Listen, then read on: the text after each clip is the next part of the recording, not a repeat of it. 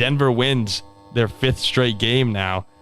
Over the course of this winning streak, 16 turnovers the Denver defense has forced. Another 3 today against Cleveland.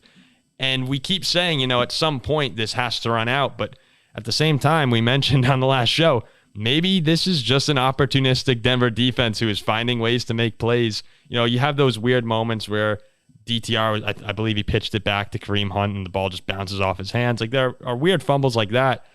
But Denver's finding a way to force opponents into mistakes. And Russell Wilson, to me, he really looks like the old Russ a little bit over these past 5 games, especially when it comes to his mobility. He looked quick today, moving around the pocket, even on some of the runs. We haven't seen that from him in a long time. And what this offense has turned into, where all of a sudden Courtland Sutton, I know he didn't have a huge day, but he's making some big-time catches in big scenarios.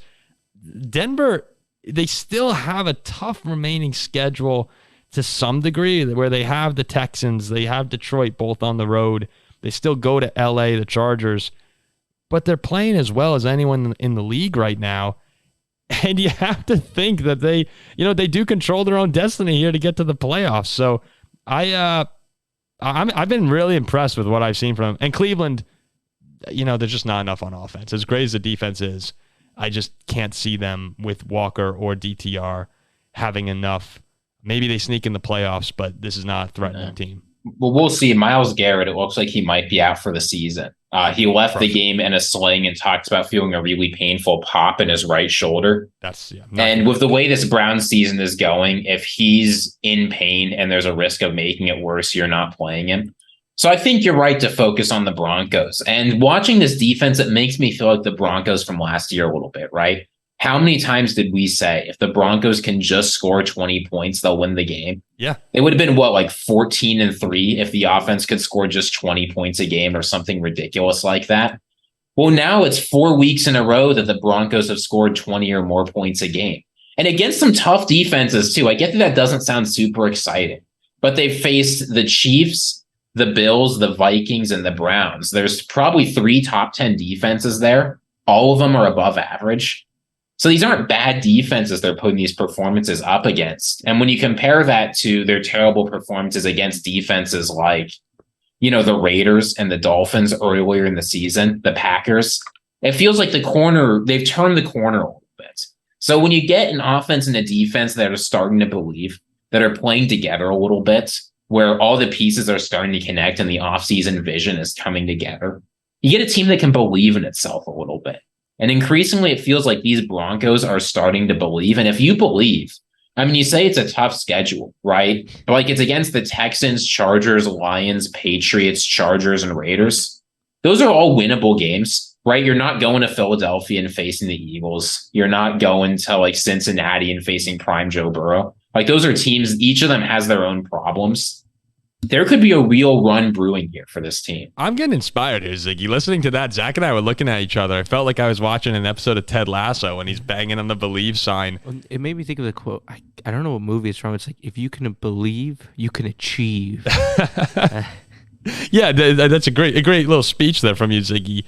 Oh, just real quick, too. The Dolphins now, beat another team over 500. Yeah. Oh, just keep adding to the list. We beat a team over 500. Defrauding the Miami Dolphins right here. By 50. But you also now have a loss to a team that's not over 500. So that's true. All right. Well, yeah. I guess it goes both ways. Yeah.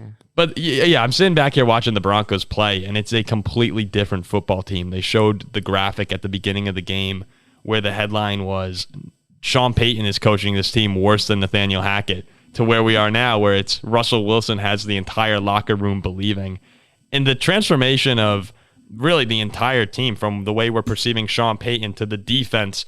The Broncos defense last year was fantastic. And this year, giving up 70 points, they were quite literally the laughing stock of the league.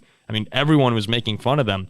That unit's playing better, but for me, it's that Russell Wilson is finding, I don't want to call it the fountain of youth per se, but right now, the Russell Wilson you're getting is, he's 13 for 22 for 134 yards, so he's not setting the world on fire.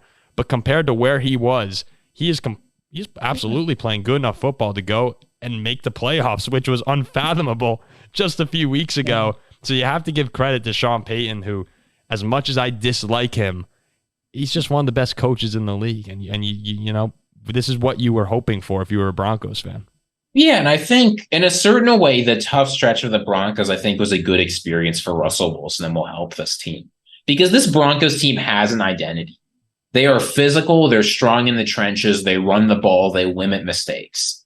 And in Seattle, Pete Carroll had a very hard time getting Russell Wilson to play that game, right? Russ wanted to cook, and he could back then.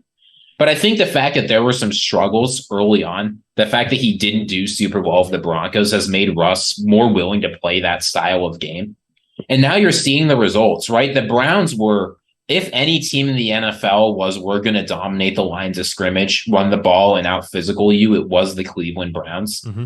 And the Broncos dominated the Browns at that game. I get that, like, you've got DTR and PJ Walker at quarterback, but they still won that aspect of the game. The offensive line shut down Myles Garrett. They got a lot of different running backs involved for some success. Russell Wilson made the plays when he needed to. So seeing him willing to play into that identity and the team succeed when they do is the kind of thing that makes me believe, even though the numbers are only giving them a 30% chance at the playoffs, so they can really make a run. Oh, yeah. And how many teams have been completely shut down by Cleveland, too? We've seen some really good offenses go against the Browns and do absolutely nothing. Think about what would have happened to this Denver team 6 or 7 weeks ago to almost hang 30 on them. I thought that was the most impressive part of the game. Christian McCaffrey had 11 carries for 43 yards against this defense. Yeah, it was a great performance for Denver, and every single week they look like they're getting a little bit better.